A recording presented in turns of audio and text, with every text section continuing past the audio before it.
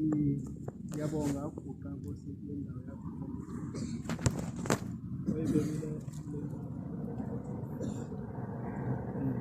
Bafowethu uShembe kukhona kwakhiwa lo mhlaba wayikhona mayibona. uShembe ngalesikhathi enza izisekelo zaleli bandla amaNazaretha. Kunento wayenza. Wasethi leli bandla lakhe alingabi semzini womuntu.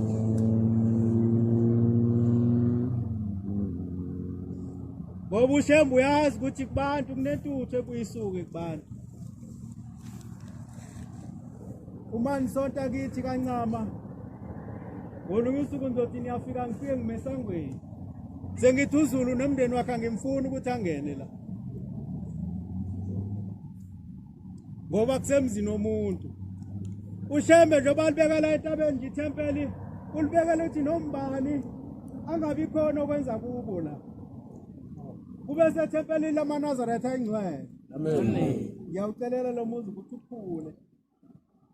Ukhulu bemkhulu kakhulu naze nakhe nendlu ngelinye ilanga yokusontela mayibonga Nkosi. Amen. Kepha leyo nto amaNazaretha yophuma ekuthandaneni imali noma ninganayo. Kodwa manje kena ngathandana nodwa ngeze.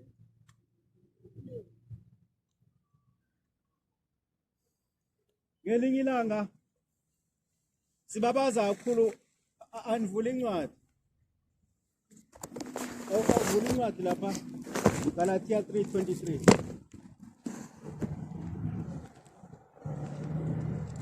Omunye angivulele ama-Hebrew 10:24.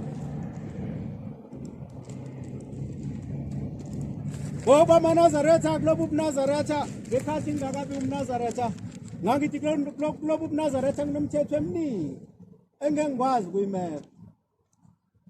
Ngangisho ngoba amaNazaretha ngingakakhethwa ungayifunda masoyitholile. Ncwadi yamaHebrew 10:24. Yeah. Masiqapheleni ukuze kuvuselele uthando nemisebenzi emihle. Ithi le ncwadi masiqondane. Alikho elinye iBhayibhili elifana naleli. Angifunda ngaloo ndlela. Ithi le ncwadi masiqondane. Ayisho mntakamseleli. Masiqondane. Ithi le ncwadi masiqondane. Ukuze siyalane. Ukuze siyalane. Ukwenza nokuthanda okulungileyo. Ukwenza nokuthanda okulungileyo. Singayeki ukuhlangana njengabanye. Singayeki njengoba sihlangane kuyisabatha namhlanje. Sivuselelane ukwenza okulungileyo. Sivuselelane ukwenza okulungileyo Nkosi ikubusise emseleni. Amen. maNazaretha engcwele. Sonke la esontweni sithothoza maNazaretha.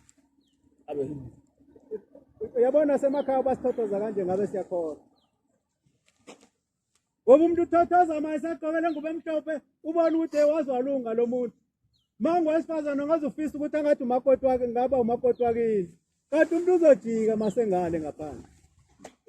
Ifunde mntambini. Galatia 3:23. Yeah. Kepha kungakafiki ukukholwa. Ithi le ncwadi kepha kungakafiki ukukholwa. Sagcinwa phansi komthetho. Sagcinwa phansi komthetho Nkosi ibusise. Sagcinwa phansi komthetho lo mthetho uShembe asikhulisileyo maNazaretha sibanga amaNazaretha ngephutha. Kwahlelwa imndeni yethu noShembe ukuthi uShembe mayifika ezofuna mina ufika kimi abazali bami baguqa kuShembe bathi Shembe sifuna ukungena kuleli zulu lakho sebethi abazali bami uthi uShembe cha ngeke angene umuntu awungeni mahala kuleli zulu funeka kube khona umuntu osemhlabeni enizomkhetha nina mndeni ozonimela ukuze ningene kuleli zulu mayibonga Nkosi. Amen. Akubanga lula amaNazaretha ukuba iNazaretha. Uma sebangikhethile ngiba uMnazaretha base bethi abakithi sebefika masebenzile isivumelwano noShembe sebeyafika abakithi sebethi ndoda uhambe uyosikhonzela eNazaretha. Kwathatha iminyaka amaNazaretha ngiphike nobhungu ngiphike nezitombi. amaNazaretha ngingazi mina khona into ngihlukanisa nokushayela abantu besifazane into emnandi kangaka. Saseshela ke thina hayi laba angazi noma sebeyashela noma benziwani laba bakhona. Sashela nje sime emfuleni ngaleso sikhathi sithi kuphelele lento esikuyona iphelele. Kanti uShembe uyasikhulisa ukuthi ngelinye ilanga sizobabaza indaba yakhe. Funda lapha kuJeremiya 26:13. Bafethu kuthiwa sambe yabona umuntu nomuntu la endlini mengasacamange usuku afika ngalo la eNazaretha ukuthi wafika kunjani. Ngiyazikhumbula nje ngiseduka la esangweni ngithole sengena kulela sango lamakhosazane kuthiwa inhlanhluthi akangeni ungena ngale. Uyazi ngiyasikhumbula lesikhathi ngathi singebuya into yona umuntu esangweni ukuthi sawuyazi sawuhlakaniphile awusekuyabaleka ukukholwa. Funda ba 26:13 Jeremiya. Yebo Nkosi. Ngalokho lungisani izindlela zenu Ithi la ncwadi masilungise izindlela zethu nezenzo zenu, nezenzo zethu. nilalele izwi likaJehova Silalela izwi loNyazi uNkulunkulu wenu. uNkulunkulu wethu. uJehova abuye kokubi akushiloyo. Yini? Awusibusise Amen. mfowethu kuthiwa masilungise indlela yethu. Indlela yethu bafowethu solungisa kanjani? Mawufika kulo Nazaretha batho babe ngibafice bekhona nabashumayeli bathi mawufika kulo Nazaretha mfana ngoba sufikile nje hambe uyosho ekhaya utshela abazali bakho abaphila ukuthi sewumNazaretha bese ngiyafika ekhaya ngiyathothoza bese ngoba ufune babone mina ukuthi ngishintshile yini ngoba ngiyabatini abangakholwa bangamazi uShembe abazi ukuthi umuntu. Mase ngifike ekhaya ngitshela abazali sengibone uShembe ukuthi uNkulunkulu eThekwini sengithathile uNazaretha ngiyacela mina niyezwa mina hayi ukuthi bona mina ngicela mina ukugcinisa abatha mina ngedwa la ekhaya.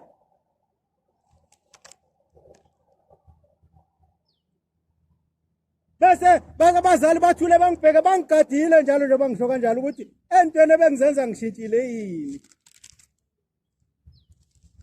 Kwahamba wathi ngiyabeza abazali bami bathi hayi siyayithanda le nkonzo nathi siyafuna manje wathi ukhulazali baba wathi mntanami ufike kamna le nkolo sengigugile ngakuba ufike ngizemusha ngabe ngiyakulandela wayengakholwa ndawo ugogo ediscard.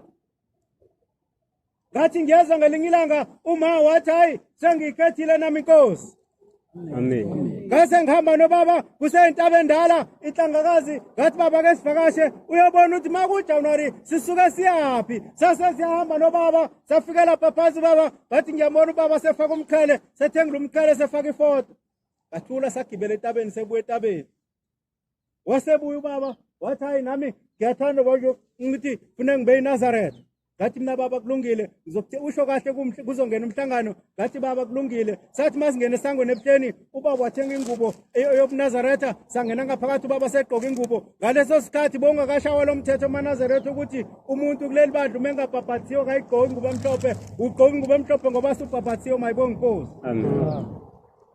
Ngase ngiyasuka ekhaya ngathi baba ngiyacela ukuthi la ekhaya into yokuqala ngathi ngiyacela ukuthi la ekhaya sibuyise abantu abadala khona abantu abadala abahlele enkalweni. Wathi ubaba hayi ndodana ngizozwa ngawo ngalungisa amaNazaretha ngalungisa yaphuma imali embuzi entathu ngase ngiyazithenga le mbuzi ngafika nazo ekhaya mase ngifika nazo ekhaya kwakhona imbuzi engangiyithenga leso sikhathi yawu 840 ngayibona ukuthi le mbuzi ifuna ukuhamba ngithe kamkhulu le nkulu kunezinye. Uma sengifika lana wenziwa lo msebenzi wathi umsebenzi ungakenziwa ngazibona le mbuzi kuzikhule khona imbuzi efuna ukuhamba la siyasala ngase ngiyalala ngathi mangilala ntambama nje izulu lakhemezela kuDisemba ngathi ngiyezwa umama kwayithanda ukubahlaza too much ngamzethi hey ahamba imbuzi ngavele ngazi ngongisendlini ukuthi yiphi le mbuzi ehamba yasiyahamba imbuzi yashona zasikombuza umsebenzi uzoqala kusasa ntambama engalala umqondo wami udungekile sengile konikela nasebuhleni kodwa le mbuzi silahlekile manje ngabuye ngalala inqondo wami udungekile uba ungave ngikashembe letho ngabe ngayihlehlisa hayi ngathi ngilele ebusuku base beyafika obaba bathi ungayifuni imbuzi elahlekile kubeka wenza umsebenzi ngalezi mbuzi ezikhona ungayifuni lesokutshela ukuthi ithathwe yini.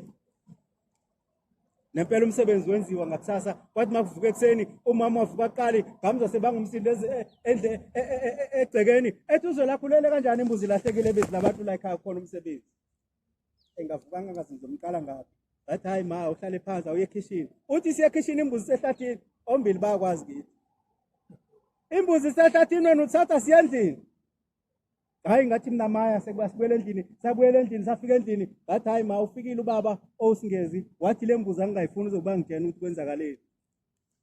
Ngempela sawenza umsebenzi wafika umshumani Magubane sawenza umsebenzi sala kwadlula insuku kwathi usuku lesithathu wasiyafika ubaba lothe imbuzi angayifuni usethi mntanami ungayifuni le mbuzi elahlekile wena ubala umkhulu wakho kulomsebenzi ozowenza kanti umkhulu wakho usaboshiwe abantu abakhumulele embuzi lapha esihlahleni ile ngane eziphuphumayo ngoba zibona inzono ozibalanga kodwa izobuya imbuzi emveni kwesona uyayibona ke ingane kwane isane lela hlathi esizazi kwasekhaya ukuthi ingane kwale kujena noma ngithi ulamthuthu uzobuya kulela hlathi laphela isonto ngibuya imbuzi ehlathini usefikile ubaba osukwini lesithathu kwenza umsebenzi uthi le ngane iphucele le mbuzi ikhunyule izingane eziloko izona ebeziqoqisa imali namandla ukuthi wenze umsebenzi kodwa ekugcineni wena awusazibalanga usubala umkhulu wakho umuntu oboshiwe wena usufuna ukumenzela umsebenzi ohamba izona zona kade zahlala emahlathini ngawenza lo msebenzi kwathiwa ngubhedile ngafonela umuntu oleThekwini wathi umsebenzi ubona abantu abaningi ingane eziningi zisele ngaphandle ekhaya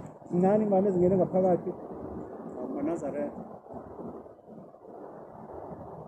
uma ngifonela umuntu ngithi inyama ayikapheli inyama isadliwa la yathi idliwa inyama already sengazi ukuthi lo msebenzi odlelwa le nyama usekho ngawuqala phansi ngawuhlanganisa bathi wena sithenenzela izingane zesibongo hayi zakho noma ezakwenu mina ngase ngenyula ngenza lento yasemhlabeni lento ezidla uManazaretha into yala emhlabeni ngale inkosi yomndeni iyodwa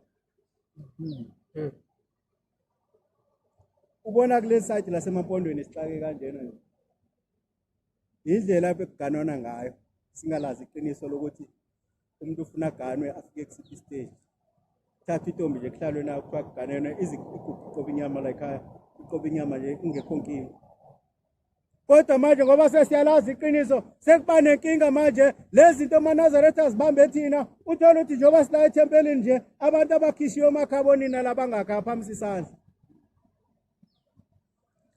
othi mina ekhabo mangikhishiwe ngabuyiselwe esibongweni kithi ngasuka ngembuzi ngala ngase ngisuka ngiyomukela ngembuzi kithi inkosi inibusise uyalibona kusizo likhona bangakanani already kusho thina lezibongo sizibiza ngaso njoba sithi asikhishwa ngemakhabo mama kusho zirong ngoba thina kumele kahle kahle sibiza izibongo zasekhabo mama ngoba sikakhishwa khona umuntu ufuna khishwe ngale ekhabo mama njengentombi yogana ikhishwa iyabulawa ngala ibisihamba incamiswe ngembuzi bese iyovuswa emzini ngembuzi khona ibisiyavuka seyilesa sibongo bafowethu sengizohlala phansi umuntu nomuntu lezi zinto angazithola kahamba ozicela ekhabonini lezi zinto umuntu angazitholi azicelayo empilweni kodwa singeze ukukhipha esontweni akahamba uzicela ekhabonini ngoba umuntu uhamba isikhathi eside athola imali enzela abantu bakubo kanti wenzela abantu abarongo abangamnikanga lutho abantu abasuke bekunika imali osuke uyiphethe nomsebenzi osuke usebenza ngaleso sikhathi abantu basekhabo mama ngiyabonga ngiyema la ngicela inkosi isenikule Amen.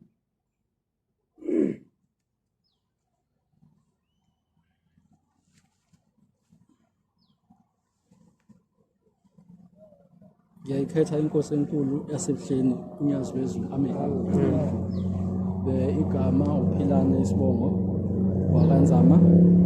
Ithempeli engaphansi kwalo ilethu ukuthula thempeli emthwalume ngaphansi kababa umfundisi uMvubu nomvangeli uJali bese kuba umshumayeli ongibhekile ubaba uDlamini ebamsene nomama uMangcece Shinga. Amen. Nami ngizoba mfishane nje kakhulu angeke ngibe mude ngizocela nje incwadi abasekolose 3 verse 13 no 14 Kokheli o ingwe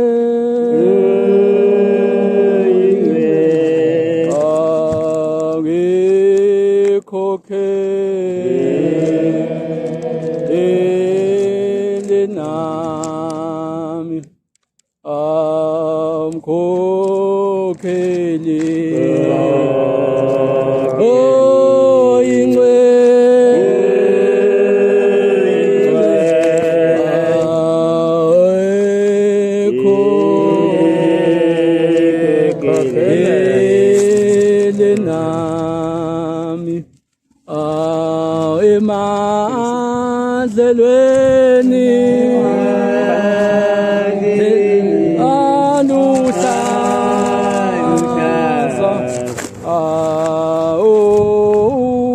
usinde umoya wami emadlelweni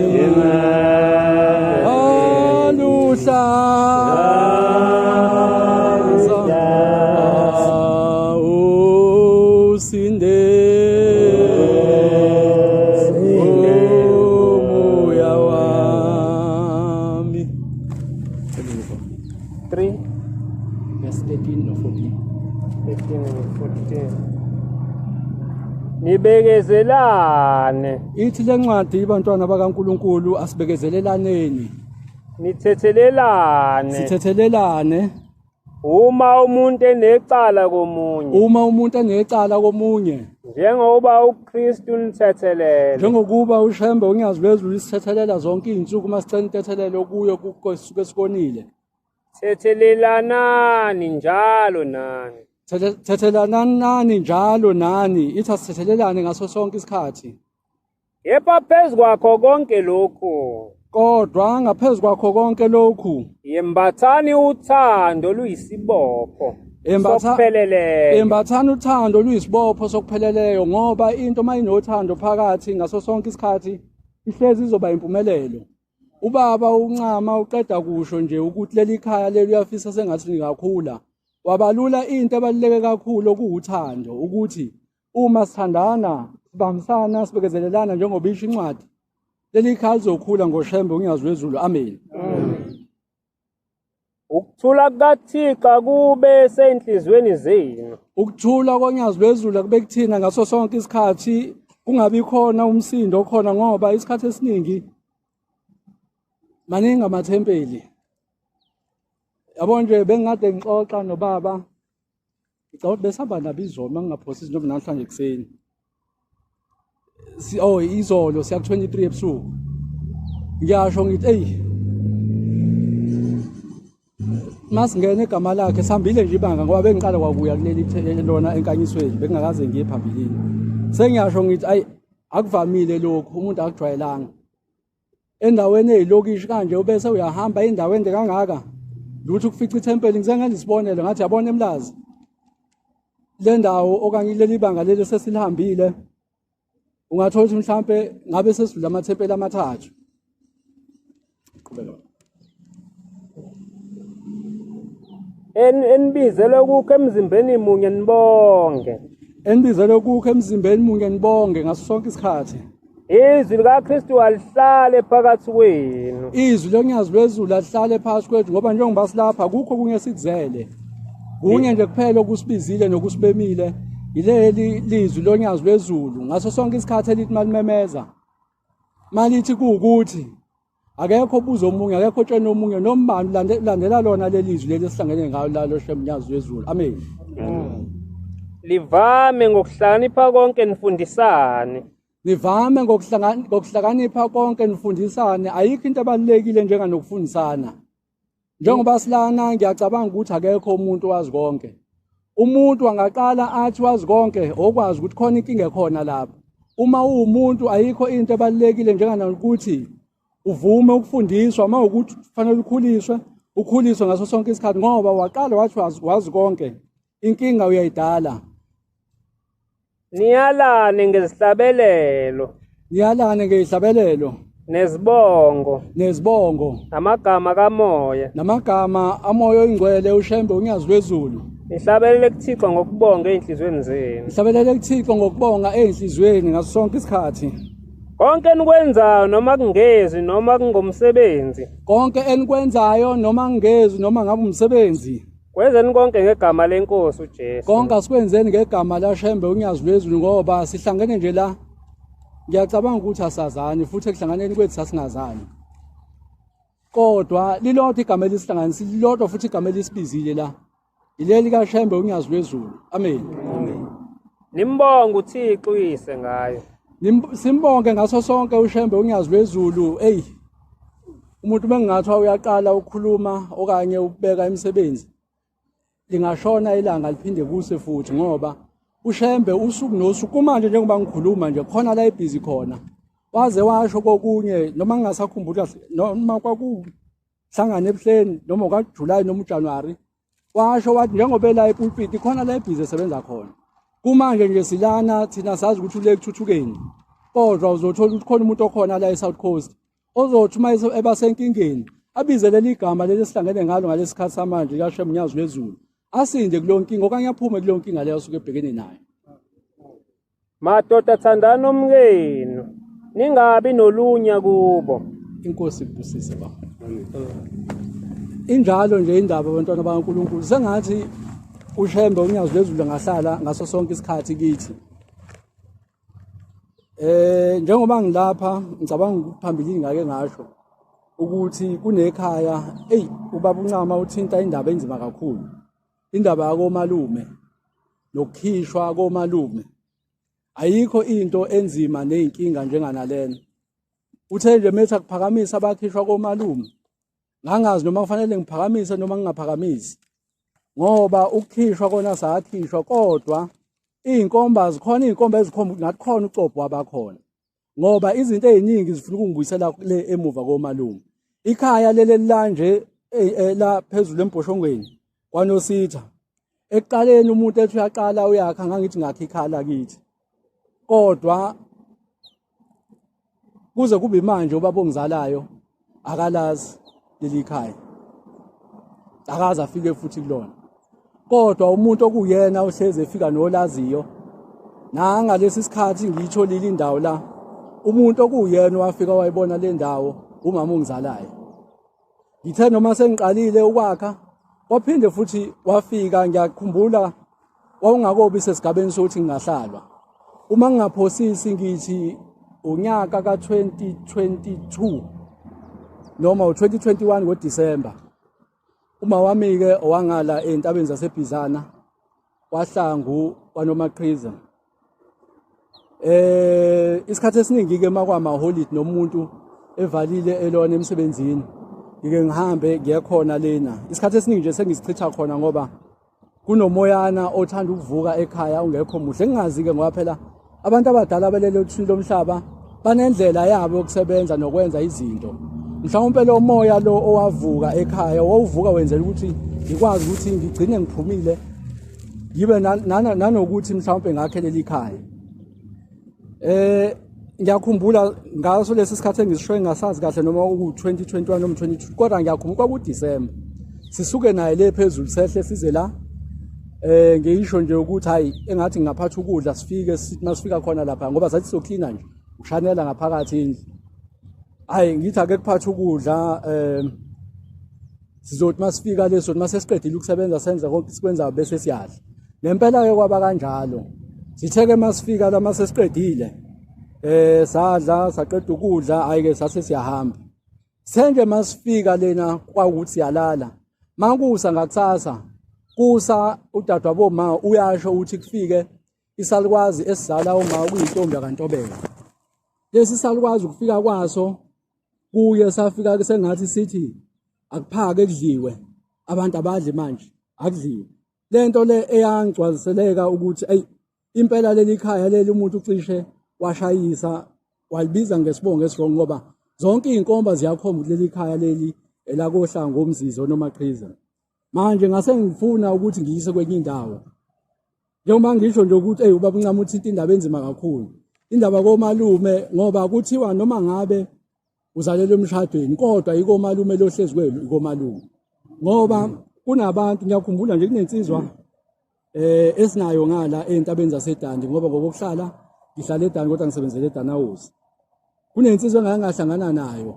Ngibikele lolu daba lolu umuntu akulona indaba yeyibonga ukuthi angisazi manje umuntu ithi umuntu ufanele enze kanjani. Ngithi mangimbikela athi mfowethu nawe inhlansuthi. Mfowethu lento oyishoyo into efanayo nakimina. Kodwa okwami kuthanda ukuhluka kancane ngoba mina abamamazali bashadile. Kodwa ekushadeni kwabo bashada sebengitholile. Okusho ukuthi mina kahle kahle vele Kungakho ingakho yonke into ingibuyisele emuva komalume ngoba into ithi ingane etholakala ngaphandle komshado leyo ngane le yakomalume ngase ngiyasho ngathi hey bengithi kwangathi mina osenkingeni la ngoba naku ngizalelwa ngaphandle komshado ngoba ubaba noma bakaze bashade ngingazi ukuthi kanti nabasemshadweni ngoba ngangade ngithi uma abazali begcine beshadile ngaso sonke isikhathi wena ubhilengelwa komalume wakwenziwe nje yonke into ekufanele yenzeke ngendlela kufanele ubuyele komalume ezinye zezinto lezo uNkulunkulu engathi angasipha ukuthi siyifunde siyiqonde ngendlela ekuyiyona sithi masenza senze okuyikho ngoba ayikho into ebuhlungu njenganokwenza into wenze noma umsebenzi kodwa igcineni uthola kufana ukuzenzela ibrayi imphumela ingabi khona ngike ngisho ke ngithi banenhlanhla abantu abathi mabenza into kube khona impendulo ebuyayo ngoba kuthiwa vele kufanele kube njalo ungenza nje umsebenzi ingabi khona impendulo ebuyayo khona inkinga ekhona khona insobho khona khona la ngihambanga kahle khona manje ngeke ngisho ngithi banenhlanhla abantu ekuye kubuye kubona kusho ukuthi cha akulunganga kunokuthi kuvesane kuthulakale ngoba ngiyacabanga ukuthi mabekutshela ukuthi akulunganga babe sebekunika futhi nomhlahlandlela ukuthi okay njengoba ungenzanga nje kahle ubaba uNcama kade esho nje manje ukuthi wafika nakuyena bamtshela wahlala benza umcimbi waqhubeka nawo kodwa esazi into enhle ngakho lokho ekutheni bafike basho mangingalunganga lokho ukuthi egcineni uyazi ukuthi okay uma sewenza noma usuphinda ikuphi nakuphi okufanele ukwenze noma iziphi indlela ekufanele uzenze amen ngalawo mazwi bantwana bakaNkulunkulu ngizocela ukuthi ngehlele ngezansi inkosi ibusise nikuzwile Amen.